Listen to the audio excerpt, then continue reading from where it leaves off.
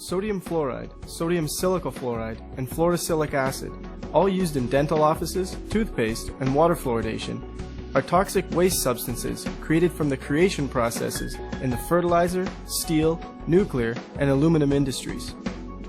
These artificial substances should not be confused with the natural occurring fluoride element. Contrary to popular belief, fluoride used in fluoridation practices is not a pharmaceutical-grade substance, but instead industrial toxic waste. When these industries were faced with the problem of how to legally dispose of the excessive amount of toxic waste they were producing, Alcoa, the Aluminum Company of America, the largest producer of fluoride at the time, hired the services of scientist Gerald J. Cox to discover whether fluoride could be beneficial for preventing tooth decay. Gerald Cox, with vested interest, concluded that since the natural fluoride element can help in preventing tooth decay, these poisonous chemicals can also.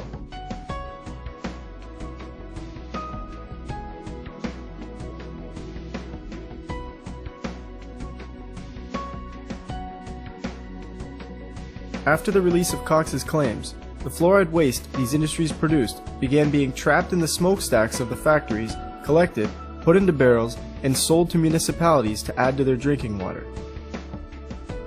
Before these industries were trapping fluoride emissions, the fluoride pollution was scorching vegetation, killing crops, and crippling livestock.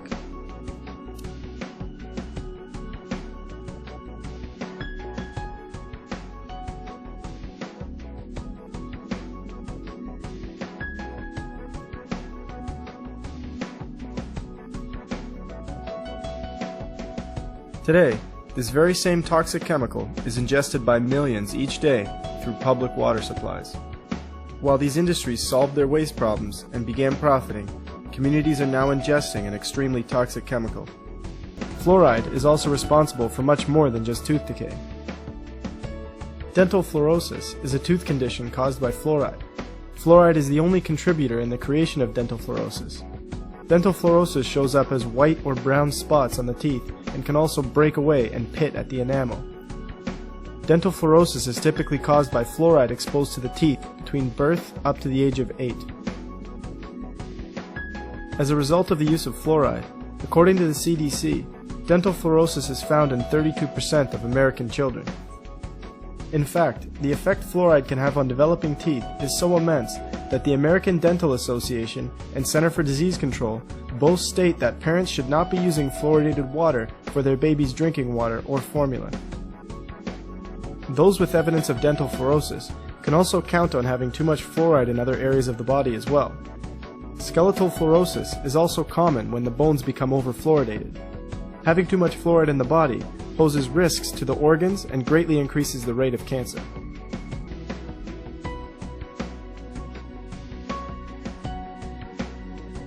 The fluoride story starts in 1939, when Alcoa, the Aluminum Company of America, then the world's largest producer of sodium fluoride, and the Dow Chemical Company transferred its technology to Germany.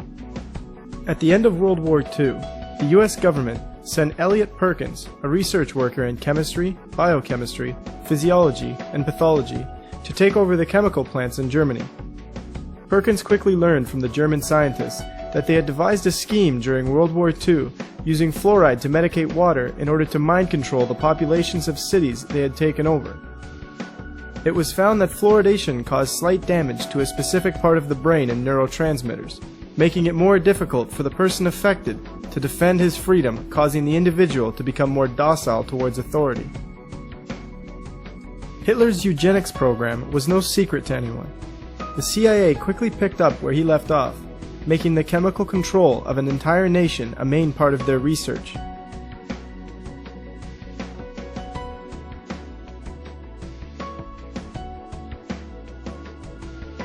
As research completed by chemist Charles E. Perkins shows, any person who drinks artificially fluoridated water for a period of 1 year or more will never be the same person mentally or physically.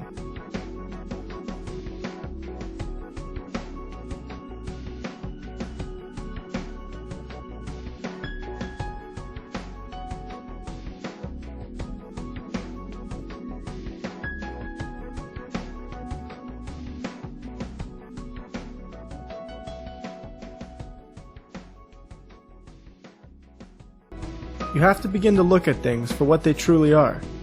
When we truly look at fluoride, we find that fluoride science was bought and paid for by the companies who were producing the most of it.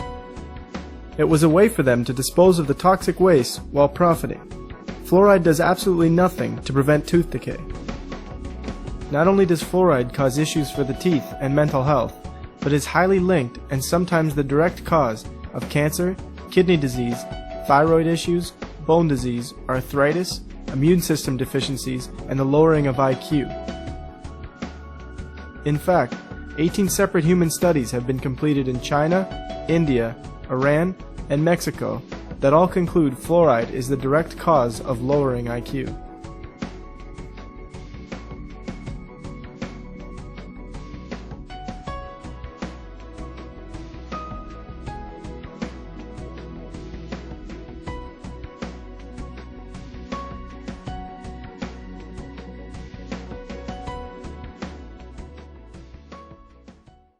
When it comes to drinking water, it can be quite difficult to avoid fluoride at times, as it is found in the majority of bottled water as well.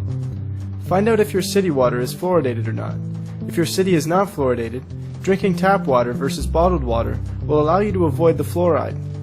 But this still isn't ideal, as tap water still contains chlorine and other chemicals that aren't good for the body. The ideal situation is to purchase a water filtration system that filters out both chlorine and fluoride. Some better than others, but some also more expensive than others. Make sure the filter is capable of filtering out fluoride. In terms of toothpaste, there are many types of toothpaste out there that do not contain fluoride. Next time you are at the store, check out the various natural brands that do not contain fluoride. You can also use baking soda to brush your teeth instead of toothpaste.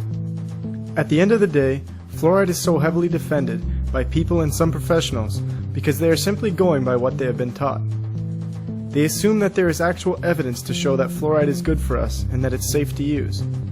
This is the same mentality we have taken towards many other things in our current world. Gently approach your dentist with this information as well. Most professionals have no intention of harming anyone. They are only practicing what they have been taught. Many dentists have quickly changed their minds about fluoride once they have learned the truth about it. Finally, really think about why those in charge, who know full well what this chemical does, are putting it in our water. Use this same questioning when looking at other deceptions we have been fed.